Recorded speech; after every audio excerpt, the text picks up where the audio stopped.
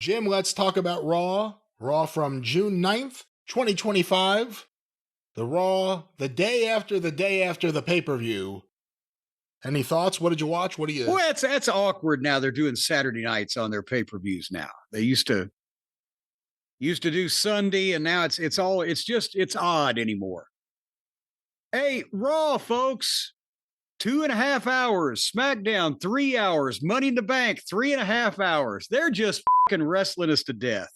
What we got, to me, in nearly 3 hours of Raw, was we got a new world title match, main event of the next pay-per-view. We got a new world champion number 2. And we got the best thing I've seen on television as far as wrestling goes in the last few weeks from any company. And that's what we got on Raw. And let's start out with the new world title match that they've set up. We talked about, okay, Cody won the tag team match at Money in the Bank and he pinned Cena. One would think that's hopefully going to be the start of him somehow rehabilitating his image and maybe try to get even with this guy that's fucked him around.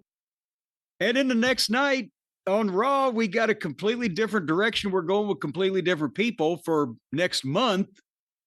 So I guess they're going to make us wait on this. But now we have, not to spoil anything, we'll get into the details, but we've got Cena versus Punk in Saudi Arabia.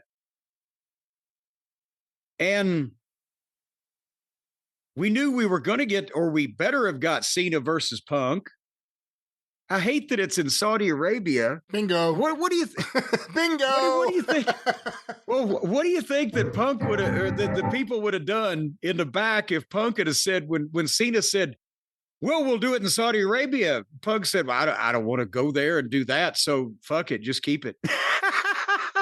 Or throw it back in his face. How about we do it in America? How about Chicago? Get the fans behind it. Yeah. But nevertheless, so we're getting ahead of ourselves. Cena enters there in Phoenix, Arizona. 14,361 people in Phoenix. They would have sold out the old Madison Square Garden there in Phoenix. And again, he's a heel, but he's a star, so they play his music, gets a giant pop. And then they start chanting John Cena sucks with the music because they have fun doing that. And all he has to do is go to the ring and stand there and they do the dueling chant. Let's go, Cena. Cena sucks. And he just milked it. And then obviously R-Truth had to be addressed and the actions from the pay-per-view. So Cena cuts promo on him. Hey, you think that really makes any difference? You wasted your energy protecting a sideshow comedian. Actually, sideshows didn't have comedians. They only had freaks. Yeah, the comedian was on the regular stage. You remember that, don't you, Brian? I mean, I don't remember that, but I know that. That's a very good point to point out. The sideshow was the sideshow, wasn't the main show. Yeah, but nevertheless, you're all spineless keyboard warriors with no power to change anything. And they're chanting, we want truth. We want truth. And he's like, this is my farewell tour, damn it. And he counted the dates down. We're halfway done. If you want to use your voice for something, use your voice. Send me some competition. Because I've gone through all of them. I've gone through Truth. I've gone through Cody. Gone through Orton. I've beaten your absolute best. And right then, like Mussolini, with everybody singing, here comes CM Punk. And he gets the big CM Punk chants. And now the people, okay, well, now we got this going. And Punk did the promo and he said all the right things. He puts himself as the defender of the people because he said how bizarre this is that John Cena, the Boy Scout, is now anti-establishment and Me, CM Punk, I'm defending the establishment, but I'm not defending the establishment. I'm defending the people. The fans are my boss. I don't kiss the final boss's ass. And he got them chant, "You sold out" at Cena. And it was a good promo, very well delivered, but they're just, it's kind of, do you get the feeling it's Punk's turn? So they said, Punk, think up a good reason for you to tell John you're going to take the title from him and defend the fans and challenge him. And so that's what he did. And he said, after tonight, you've got 18 dates left. So I'll let you pick which one is the one where I take that belt off of you. How about tonight? And then Cena built it up a little bit and said, let's do it, but not tonight. Boo. Let's do it at Night of Champions in Saudi Arabia. And the crowd was not happy. And Punk agreed, and then Seth's music played.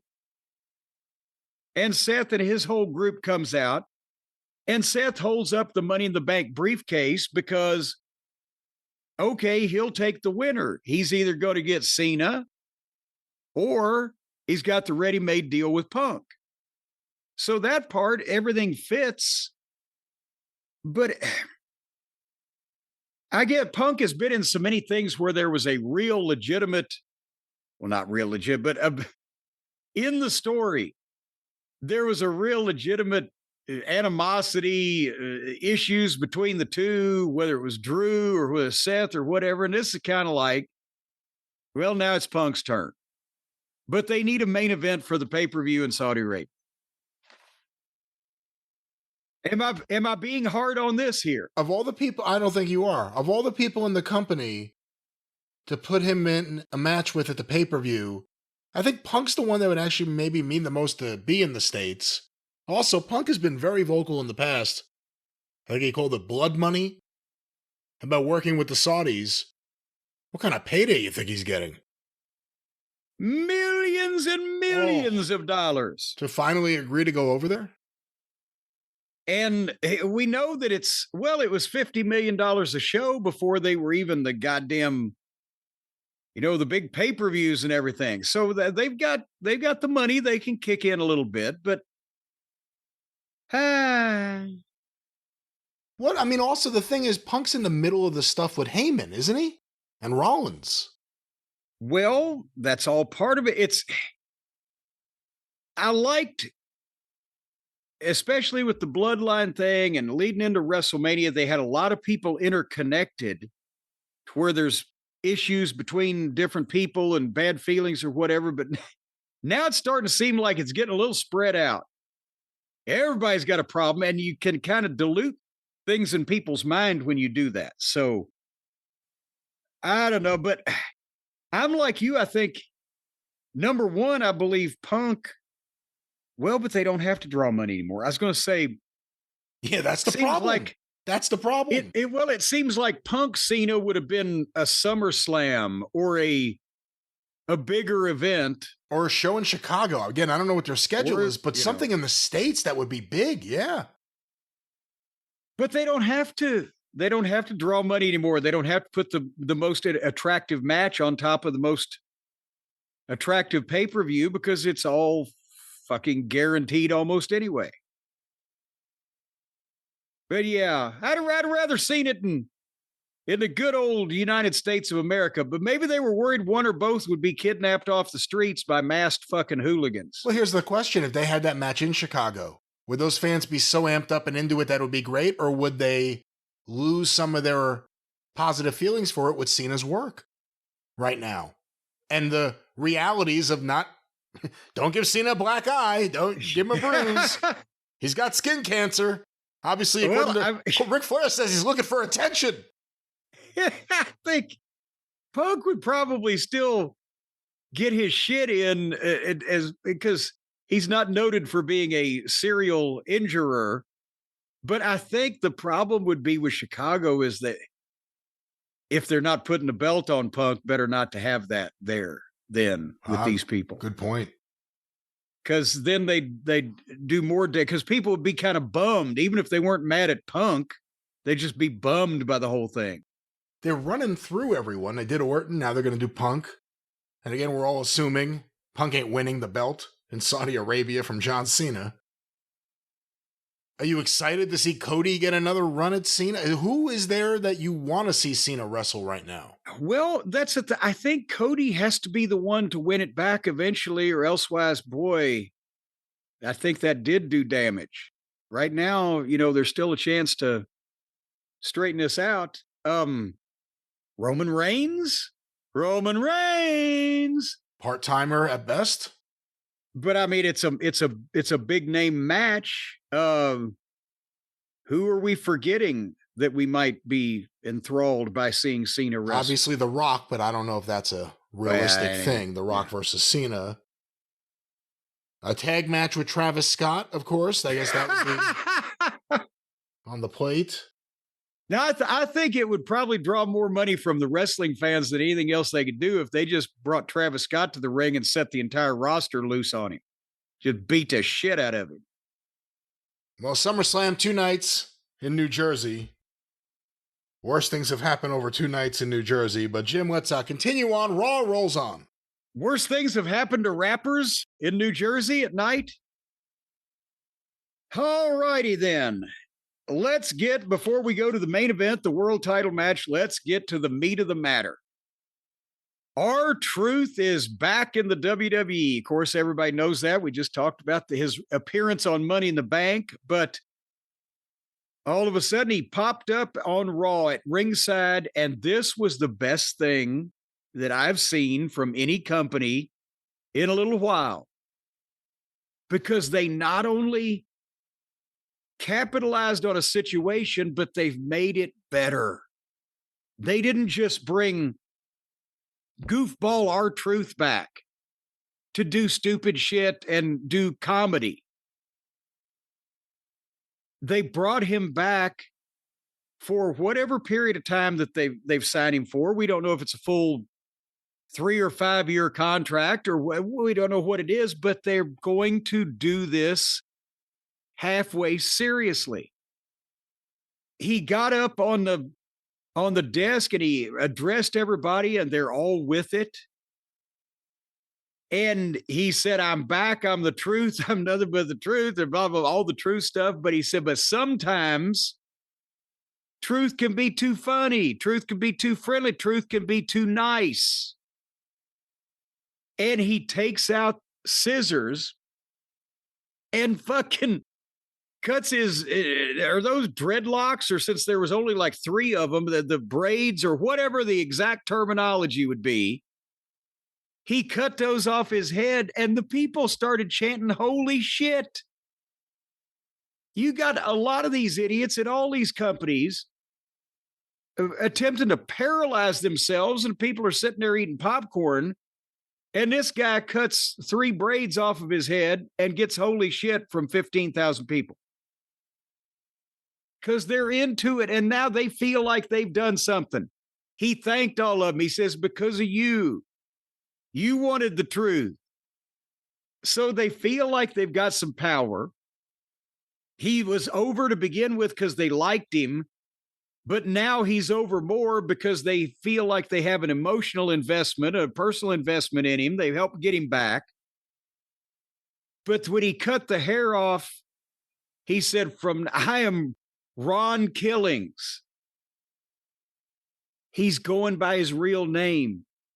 He's admitting that he's been just a comedy stooge for a while, but he's in effect saying that I'm not going to waste this opportunity and I'm going to be fucking serious.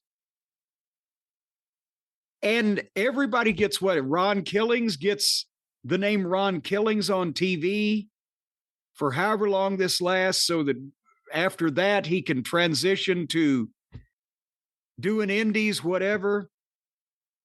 The people got what they want, and they have put this guy in a position where, because if they just brought Ron Killings back and had him come out and do some funny comedy, the people would have been happy with it, but now they positioned him with this one promo that he did so fucking well, where you could actually book him in upper matches now, and he can be taken seriously, especially because he can work. If he's not doing the goofy stuff, if he's playing it a little straighter, he's still going to be entertaining and funny and blah, blah, blah. But you can put him in some positions now where the people will be behind him as a real human being instead of a gimmick. Because that's what he said. I'm not just a gimmick. So this, they turned a negative into a positive and actually ended up, and I'm not saying they just stumbled into this, because obviously they did the wrong thing to get to the right place first, but they've made it better. They've made him more valuable by just recognizing not only that the people wanted him, but okay, we can't bring that middle card underneath guy, comedy guy back at a lot of money, but boy, we've got an opportunity now to take him in a different direction, and they saw it and they did it. So this was my favorite thing. It's going to be interesting to see the reaction going forward, because again, fans, I guess there were different outcries. Wrestlers who took to social media were unhappy that Ron Killings was no longer going to be in the locker room. Fans were unhappy that R-Truth was no longer going to be in the company. Some because they thought he should have a job for life, some because they love his segments, some because of the way he had just been booked, including like the #1 selling shirt they had. Do the fans want Ron Killings? Or do they want a better pushed R-Truth? You know what I mean? Well, they're going to get both. Because, and see, here's the thing, the wrestlers who were upset because, oh, we loved him in the locker room. Well, fucking grow up and figure out how the world works. Jesus Christ. That is totally nothing to be in any way contemplated by the TKO management. Well, the boys are mad because we fired somebody. Yeah, if you're Carlito, how do you feel right now? You're like, man, no one took the fucking social media, like, oh, bring back Carlito. Well, but no, Carlito's smart to the business, and he knows it. It's because he didn't have a funny fucking gimmick where he got to do heartwarming shit all that time. It's a different fucking picture. But the point is, nobody gives a shit what the boys thought. But the fans, okay, the fans are crying out for us to bring this guy back. Okay, well, we can consider that. But are we going to bring back the same middle card, as I said, underneath guy doing funny segments every once in a while just to give people a feel-good experience, or are we going to try to do something with him?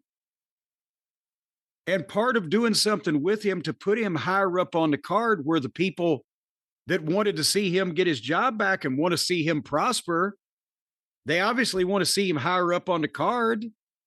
Well, they can't do that with the fucking guy that don't know everybody's name, but they can take that guy, not take all of his comedy away, but give him a purpose to prove to the people that he can be more than what he's been. So he's doing this for them. He's going to be more serious or straighter and trying to compete with top talent because he wants to reward the people for believing in him. That works. And he can work. So then you get a motivated guy that can work with a little, a mission, a purpose, and the people will be with it.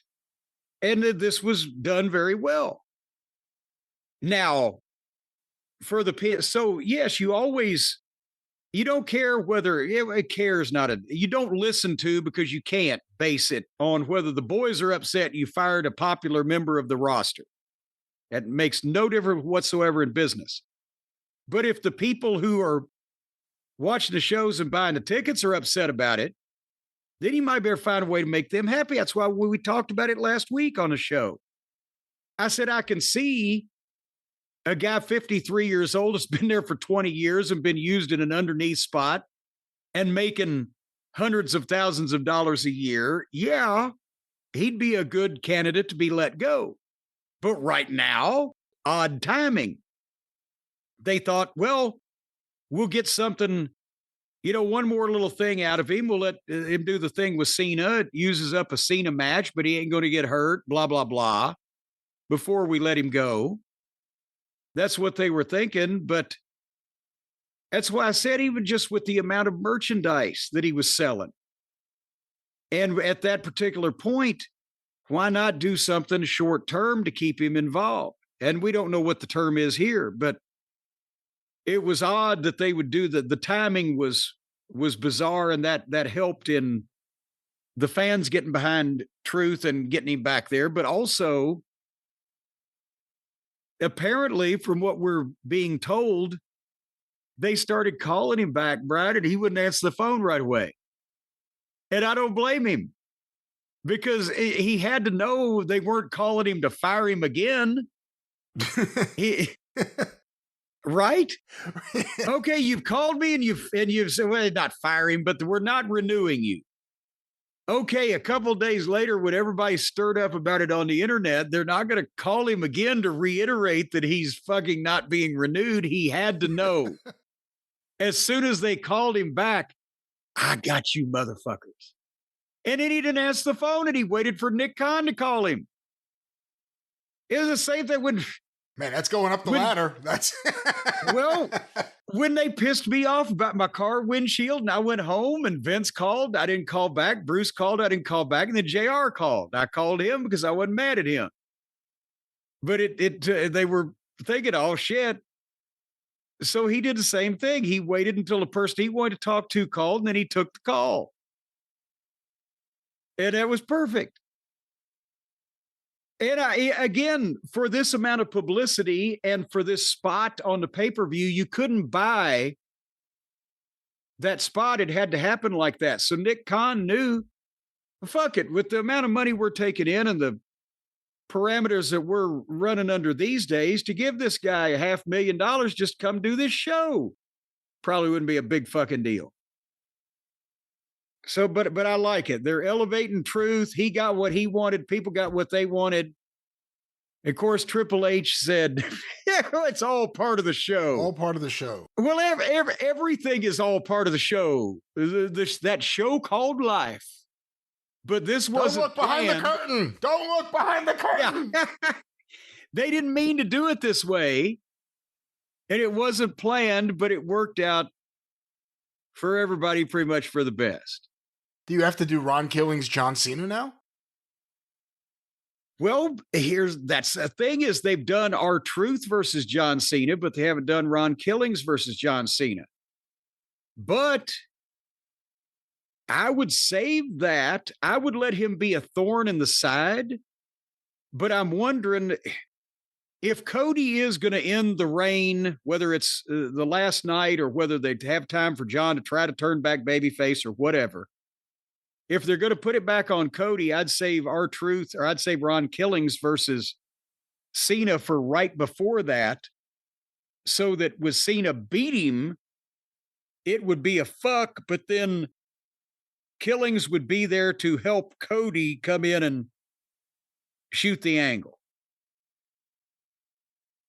And because you can't have Ron Killings come out now and be Ron Killings, and then anybody beat him immediately, or then you've just fucked the whole thing up to begin with. That would be like the children over in AEW. The wins don't matter and losses don't matter. Let's just have a good match. No, the last part of this puzzle is going to be make Ron Killings competitive. Let's see him win a few things, and let's definitely don't see anybody beat him right quick. Let him be the thorn in the side. Give him little triumphs, little small triumphs, or let him be in the right place to help other top baby faces. And then finally, you fuck him up right before the ultimate baby face fucking brings the hammer down. But at least they got somewhere to go. This is taking the Vince McMahon version of Ron Killings completely out of the picture, because R-Truth was a Vince McMahon thing. He wasn't like that in TNA. He wasn't like that in his previous run in WWE as K-Quick or whatever it was. Yeah. Now, and I mean, he can still be a happy, funny guy, but that ain't the only reason he shows up. He can do that backstage in a fucking pre-tape, but if he comes out in front of people, he needs to be Ron Killings now. What do you think of this sort of turnaround? And again, it happened because he went public with the fact that his contract wasn't being renewed. It caused the fans to really speak out. It caused him to trend. It caused people chanting his name. They went in there and immediately made a new deal as fast as they can get to him, preventing him from going anywhere else. You know, I brought up, would it be worth it to AEW to have him around the show? That was kind of as a comedy figure, not even thinking about the idea of a serious Ron Killings showing up. Well, but it wouldn't have worked. It probably wouldn't have. You're right. But I'm saying they did not want anyone else taking advantage of what positive momentum there was behind Ron. Well, again, I'm looking at it the other way. I don't think he would have done any appreciable business for AEW whatsoever. You're taking something out of context. You're taking somebody out of their environment. Yes, the fans would, oh, it's R-Truth, he's over there now. But it would have just got lost in the shuffle like everything else. Nick Khan saw that they had a chance to do something to increase WWE business, not hamper AEW business. I'm not saying they wouldn't do that. But in this case, no, they weren't worried about. They might have been worried about R-Truth signing with AEW before they could get him back because they wanted him back. But they didn't think, oh my God, we can't let him go to AEW or the ship is sunk. They just wanted him back because they saw, oh shit, we've stumbled into something here we can really fucking run with. It's more of a benefit for the WWE to have Ron Killings on the roster than it is a benefit for AEW to have Ron Killings on the roster, no matter what gimmick he's portraying. Well, here's the other thing. If they hadn't signed him, what was the finish of the pay-per-view going to be? Of the tag team match? Well, that's a good question. I'm sure it was still going to be Cody beating Cena, but it wasn't going to be with Ron Killings in the middle of it. So they would have come up with some finish that probably after that match wouldn't have gotten over as well. I can't imagine what they could have done without Killings to get over as well as they did with him. Could Killings versus Cena be the main event of one night of SummerSlam? Is it that big or is it not that big? Now we're pushing things. I mean, I don't see that. I don't see that, but I could have seen, honestly, Ron Killings versus John Cena in Saudi Arabia and Punk and Cena at SummerSlam. Yeah, I agree. But one way or another, he'll get a chance. He'll get a shot. Do you worry about any resentment from the booker? If you go home and say, I'm not taking your calls, I'll wait till your boss calls. Do you risk getting residual resentment going forward? He didn't say that. He didn't pick up the phone and say, I'm not taking your call. I'll wait till your boss calls and hang up the phone again. He just didn't answer the phone. And I'm sorry, but I don't think Triple H is that fragile and or unfamiliar with how the boys think that he's going to be upset because the guy that they just fucking basically said, you're done, see you later, wouldn't immediately return their phone call. Because there was some prickliness, I guess, still involved there. So I don't think it's going to be a big fucking deal. All right. Well, that, of course, is one of the big things happening on Raw. And we still have a big main event to talk about. But, maybe this whole Cena run would be better off. Maybe the whole run would be connecting better with the audience if John was listening to some good music during the week while he worked out, while he got ready, while he conceptualized what he was going to do in that week's 12-minute promo. Maybe he's listening to the wrong thing. Maybe the sound isn't good enough. Maybe he needs earbuds that'll fit his ear and feel great. Raycon! Maybe there's anything in there I could work with. I'll tell you one thing, that if he was listening to the Raycon everyday earbuds, then he might be happier, but maybe the fans would be more clear about things if they were listening to the everyday earbuds and you could have a recording of John Cena explaining this whole angle to you in detail. Sort of like an audio book where you could follow it along. That way you wouldn't be confused. Is there anything in there? What about everyday? Earbuds, Raycon. Raycon every day. Loud noises and words. Everyday Folks, people. Sly Stone, unfortunately, just passed away. And that's right. I listen to a lot of his. I actually once listened to Sly Stone, Spaced Cowboy on a loop in the Seattle airport for like 6 hours waiting for an airplane on my Raycon. And you were loopy at the end of it. It was a good time. The West Coast Sly was Stone back then. Yeah. Passed away. I think he was 82 years old. I think his fucking liver was only 6, though. But folks, it's summertime. You're going to go outside. You got more daylight. Your time to be out and about. Hot fun in the summertime. Hot fun in the summertime. You're enjoying every moment from sunup to sundown, but you need entertainment while you're out there. Or you're jogging and you're sweating and you're toting the barge and lifting the bale and digging the holes in the ground.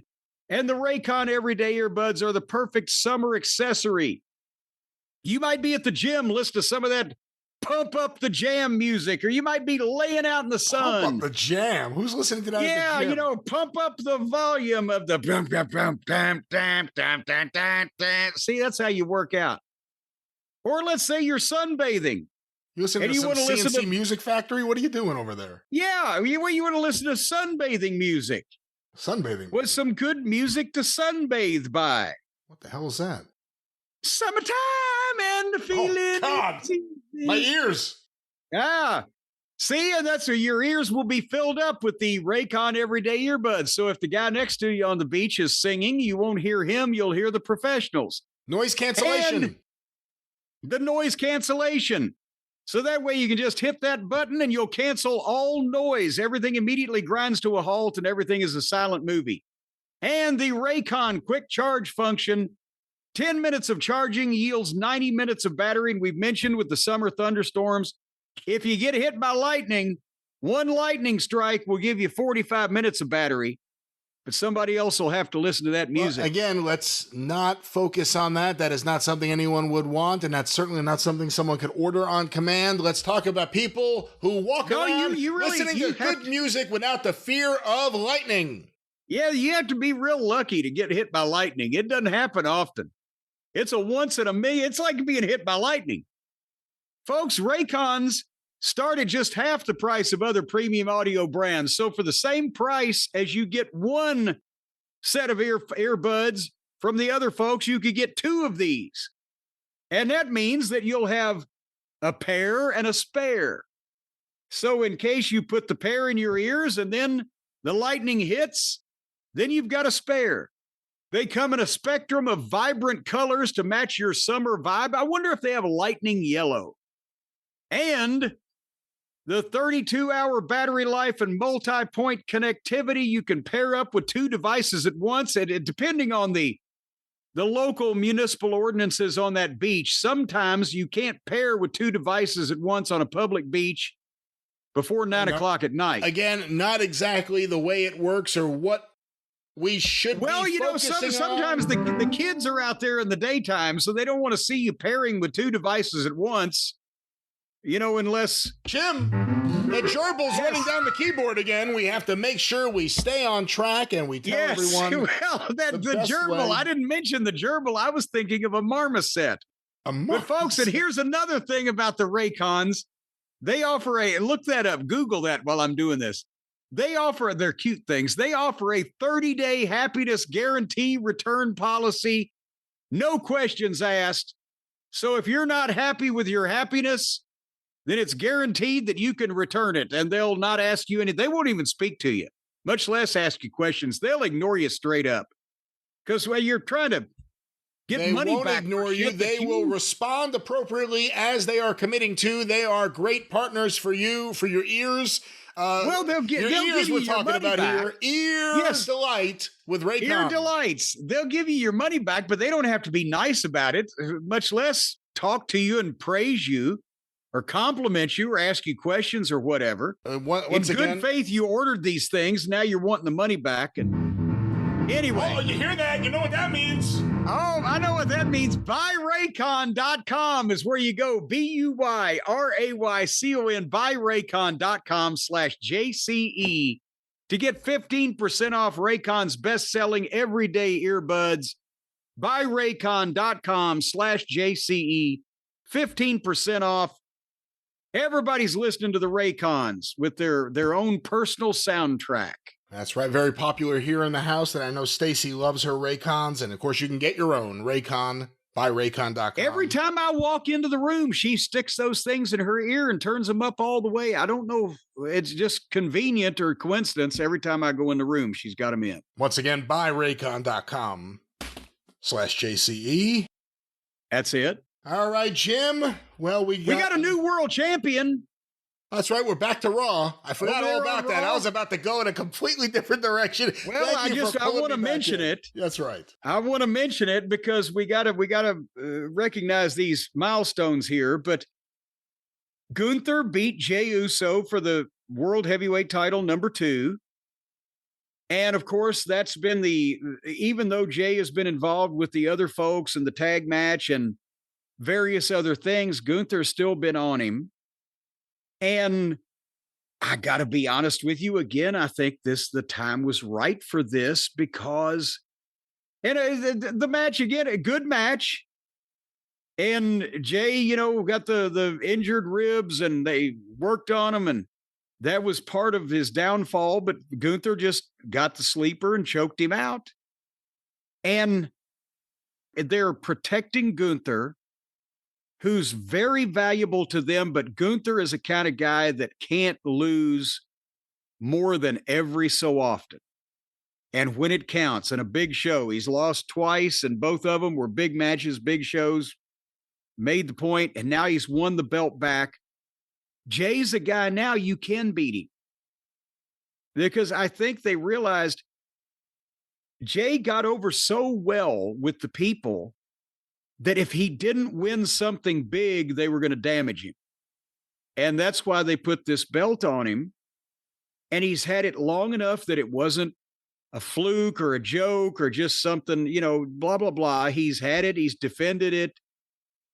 But now Gunther needs the belt more than Jey does because Gunther needs to keep his heat. Gunther needs to be a monster that still needs to be slayed, and it's rare when it happens. Whereas Jey now has had it long enough, as I said, that it wasn't a fluke, but you avoid some blowback because at some point, everybody likes the music, everybody likes the entrance, everybody likes Jey and his promos and the way he sounds and feels heartfelt. But sooner or later, they're going to start looking at him and go, wait a minute, now Jey's the world champion with this roster, with all of these guys, and there may be some blowback. This way, he won it when it meant the most. He held it long enough. It wasn't a fluke. He can always say he was a world champion and can always be in contention for it again. Didn't hurt him at all in terms of how the people like him.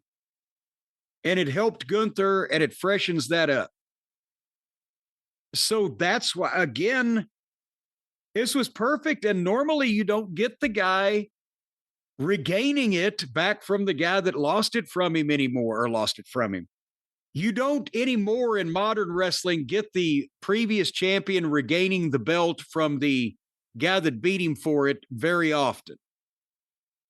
And in this case, I think it fit. And I think the timing was about right. And, we've been in the past, we've been hopeful that they wouldn't do anything to damage Gunther because he is, as I've said, the perfect wrestler.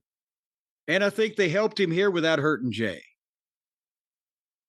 So for all those reasons, I was in favor of this also. But you tell me, Brian. I mean, I think it's the right move. Jey Uso winning the belt was a bit of a surprise in terms of the decision to go that way. And then it worked, and the fans were really into it. But like you said, it couldn't last forever. He came out with his son. I don't know why, but that made me think, oh, this is definitely a title change. Just because that's like the ultimate. Well, moment. he was in the walk-in at Money in the Bank too. Yeah. So at least he'd been there the day before, but yeah. I think WWE booked Gunther better since he lost the belt than almost anyone who's like lost the belt and you're waiting for them to do something else. He didn't come down a notch at all. The fans enjoyed chanting "You tapped out," but beyond that, he's still been presented strong. He's now the world champion again. The booking of him versus the booking of Cody, since they each lost the belt, has been night and day. Boy, we ought to sometimes see Cody and Gunther. That would be interesting. They could have a rip snorter, a stem winder. After Cena, because otherwise it's just a setup to the Cena rematch. Well, yeah. But they've got time because they're both young. But anyway, so again, Jey still over, lost the title. Gunther, all is right again with the world. And then there was a bunch of other stuff because it was almost 3 hours, but that was my highlights of Raw. Because when they do 10 hours of programming in 3 days, we have to just kind of hit the high points. Well, that was WWE Raw, another spectacular on Netflix. All right, let's move on from the there. Streaming television, yeah. Screaming television, because it makes me scream and cuss. Oh, okay. I thought you were going to keep going. Just cuss was the end word, and we are going to continue. Cuss was the end word. Scream and cuss. We are going to continue on here. There we go with the organ.